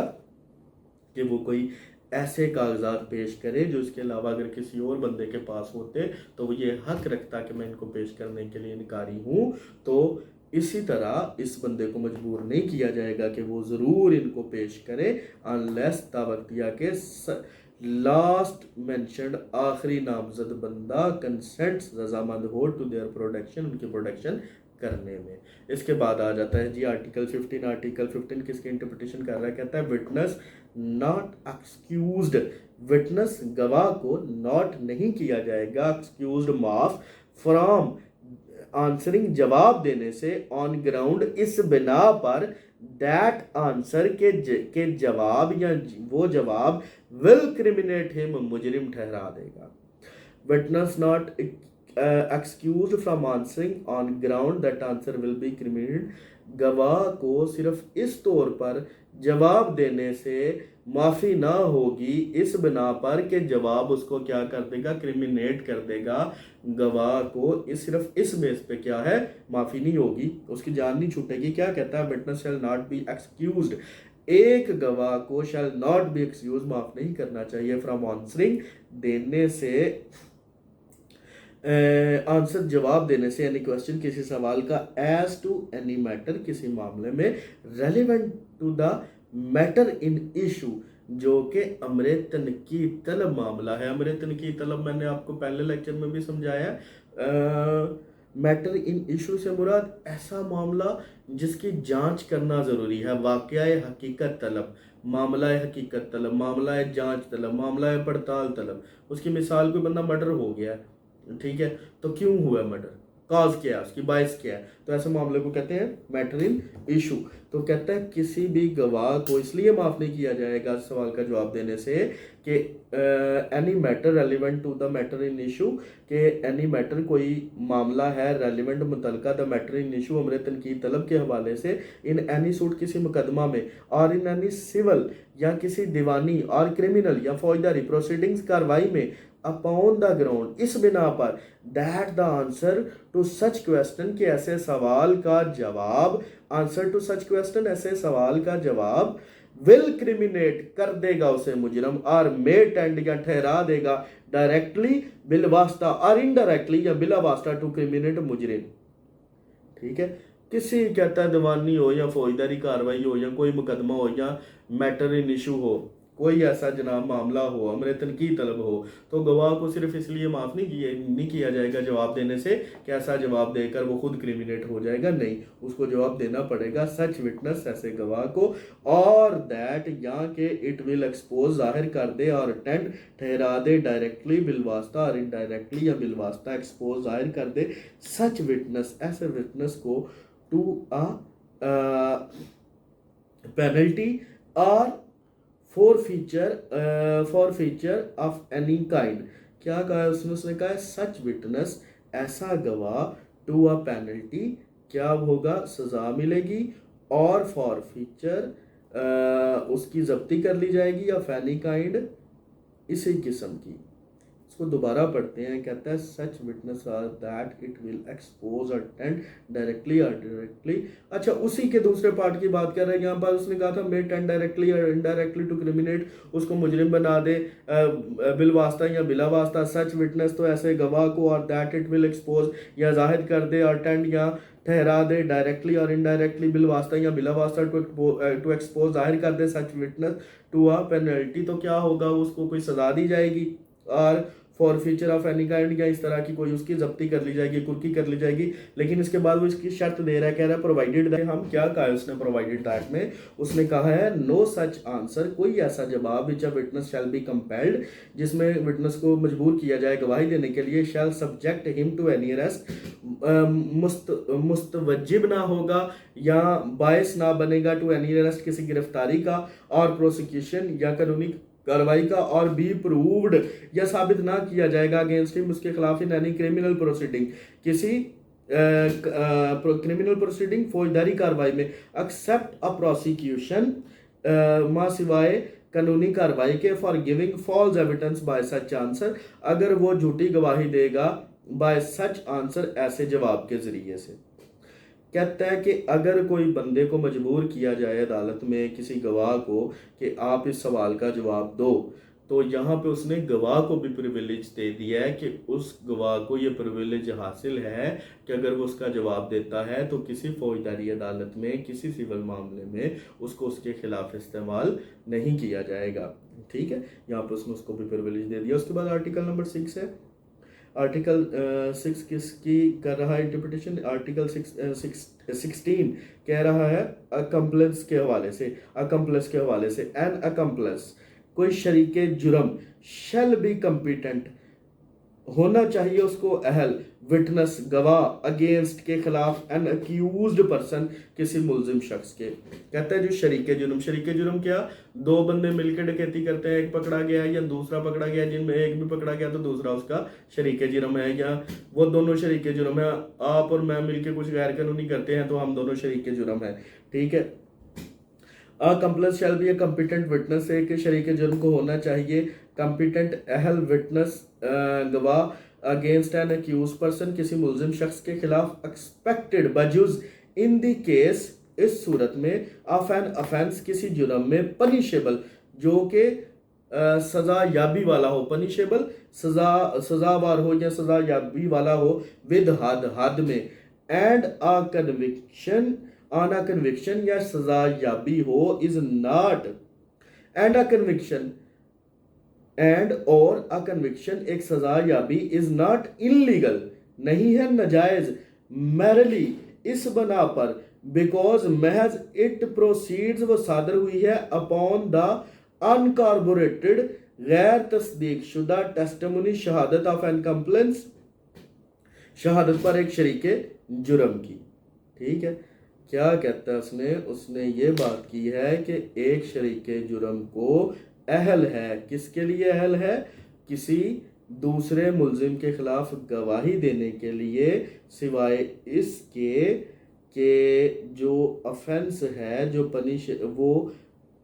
हद में ना आता हो। अगर जो हद जिसके लिए रोकती है, क्योंकि हद में गवाही देने का ज़रूरी है कि बंदा पाक दामन हो। ठीक है, और तो क्योंकि हद में जब कोई बंदा गवाही देने लगता है तो उसका पाक दामन होना ज़रूरी है। अगर वो शरीके जुर्म है तो वो पाक दामन नहीं है। ठीक है, इसलिए उसकी गवाही हद में कबूल नहीं होगी। ठीक है, उसके बाद क्या कहता है? कन्वेंशन इज़ नॉट इलीगल, एक सज़ा या भी नाजायज़ ना होगी सिर्फ इसलिए, इस महज से कि वो गैर तस्दीक शुदा शहादत के लिए जो है सादर हुई है। ठीक है, अच्छा जी, उसके बाद आर्टिकल नंबर 17 है। Article number 17 is very important. ठीक है, इसमें वो क्या कहता है? कम्पिटेंसी, अहलियत एंड द नंबर और तादाद ऑफ विटनेसेस, गवाहों की। ठीक है, अच्छा जी, क्या वो इंटरप्रिटेशन कर रहा है? इनकी इंटरप्रिटेशन वो कर रहा है, तो कहता है द कम्पिटेंस, अहलियत ऑफ अ पर्सन, एक शख्स की, टू टेस्टिफाई, शहादत के लिए, एंड द नंबर और तादाद ऑफ विटनेसेस, गवाहों की, रिक्वायर, मतलूब है, इन एनी केस, किसी मुकदमा में, शल बी डिटरमाइन, मुतय्यन की जानी चाहिए, इन अकॉर्डेंस के मुताबिक, विद द इंजक्शंस, अहकामात के ऑफ इस्लाम, इस्लाम के, as laid down in the holy Quran and Sunnah, जैसा कि बयान किए गए हैं कहाँ पे? होली कुरान और सुन्ना में। कहता है एक जो शहादत के लिए कम्पिटेंस है, जो बंदा विटनेस है, उसकी कम्पिटेंसी, उसकी अहलियत को या उसकी तादाद का अदालत को तयन करना चाहिए इस्लामी अहकामात के मुताबिक। कहाँ पे हैं वो अहकामात? जहाँ पे लिखे गए हैं कुरान और सुन्ना में, उनके मुताबिक अदालत को डिटरमाइन करना चाहिए, तयन करना चाहिए कि गवाहों की क्या तादाद हो और उनकी अहलियत क्या हो। इसी की क्लास 2 है। अनलेस वक्तिया के, अदरवाइज या बसूरत देकर, प्रोवाइडेड एनी लॉ, किसी कानून में, रिलेटिंग तल्लुक हो टू द इन्फोर्समेंट, नफाज ऑफ हदूद का, और एनी अदर स्पेशल लॉ, या किसी दूसरे खास पर। कहता है जब तक कि किसी कानून में या हदूद में इसके बारे में बताया ना गया हो। उसकी वो आगे क्लास ए दे रहा है, क्या कह रहा है? कहता है इन मैटर्स, मामलात में, परटेनिंग, जो मुतलका हों, टू द फाइनेंशियल, मालियाती और फ्यूचर ऑब्लिगेशन, या आइंदा वजूब से। ठीक है, इफ रिड्यूस टू राइटिंग, अगर इनको जब्त में लाया गया है, यानी अगर इनको जब्त तहरीर में, अगर इनको तहरीर किया गया है, द इंस्ट्रूमेंट्स, द दस्तावेज, शैल बी अटेस्टेड, तस्दीक शुदा होने चाहिए, बाय 2 मैन, 2 आदमियों से, और 1 मैन, या 1 आदमी से, एंड 2 वोमेन, 2 औरतों से, सो दैट, ताकि 1 मे रिमाइंड, एक याद दहानी करा सके, द अदर, दूसरे को, इफ नेसेसरी, अगर जरूरी हो, एंड और एविडेंस शैल बी, सबूत, शहादत होनी चाहिए, लेट बी अकॉर्डिंगली, हस्बे झैल तौर पर या बाहस्बा तौर पर। एंड अच्छा, उसने क्या कहा? उसने कहा इन मैटर परटेनिंग फाइनेंशियल और फ्यूचर ऑब्लिगेशन, ऐसे मामलात जो मुतल्लक किसी के हों, मालियाती या आइंदा वजूब के, उनमें कहता है क्या होना चाहिए? प्रोड्यूस टू राइटिंग, अगर उनको जब्त में लाया गया है, यानी कोई स्टाम्प किया गया है, कोई मुआदा किया गया है, the instrument shall be attached bye 2 man, तो गवाही लेनी चाहिए किसकी? 2 आदमियों की, और 1 मैन एंड 2 वोमेन, या फिर 1 आदमी हो और 2 औरतें हो, यानी 1 आदमी की जगह 2 औरतें। ठीक है, so that 1 may remind the other, ताकि अगर एक भूल जाता तो दूसरा उसको याद करा सके, इफ नेसेसरी, अगर जरूरी हो, and evidence shall be led accordingly, और एविडेंस जो है वो हस्ब झैल देने चाहिए। कैसे? वो कहता है इन ऑल अदर मैटर, तमाम दूसरे मामलात में, द कोर्ट में एक्सेप्ट, कोर्ट ले सकता है और एक्ट या अमल कर सकता है, द टेस्टामनी, शहादत के लिए, ऑफ 1 मैन, 1 आदमी की, और 1 वोमैन, या 1 औरत की, और सच अदर एविडेंस, या ऐसी शहादत, एज द सर्कमस्टांसेस, जैसा कि हालात हों, ऑफ द केस, मुकदमे के, मे वारंट तकाजा करे। ठीक है, कहते हैं दूसरे मामलात में, उसमें तो उसने जनाब ये बता दिया है कि अगर कोई मालियाती या आइंदा वजूद से मुतल्लक मामला है तो उसमें क्या होना चाहिए? दो बंदों से तस्दीक कराएं। दो बंदे अवेलेबल नहीं है तो फिर एक आदमी हो जाए और एक आदमी की जगह दो औरतें हो जाएं, यानी एक आदमी और दो औरतें, या तो वो हो, अगर नहीं तो दो आदमी हो। ठीक है। कहता है बाकी जितने भी मामलात हैं उनमें मुकदमा देखेंगे, मुकदमा तकाजा क्या कर रहा है, हालात क्या तकाजा कर रहे हैं, उनको देख के एक आदमी या एक औरत की गवाही भी ली जा सकती है। तो यहाँ हमारा चैप्टर नंबर 2 जो है वो ख़त्म होता है। ठीक है। इसके बाद हम चैप्टर नंबर 3 देखेंगे। आज की वीडियो बहुत ज़्यादा लंबी हो गई है। अगर आपको वीडियो पसंद आई है, पढ़ाने का तरीका पसंद आया है, तो बराए मेहरबानी चैनल को सब्सक्राइब करें और इसको लाइक करें, ताकि मुझे जनाब मैं इसके बारे में खुशी हो कि मुझे ये और बनानी चाहिए। मेरा तरीका आपको पसंद आ रहा है, तो अगर पसंद आ रहा है तो इसको लाइक कर दें, कोशिश करें कमेंट कर दें, शेयर कर दें और जनाब चैनल को सब्सक्राइब कर दें। Thank you. मिलते हैं इंशाल्लाह अगली वीडियो में। अल्लाह हाफिज़।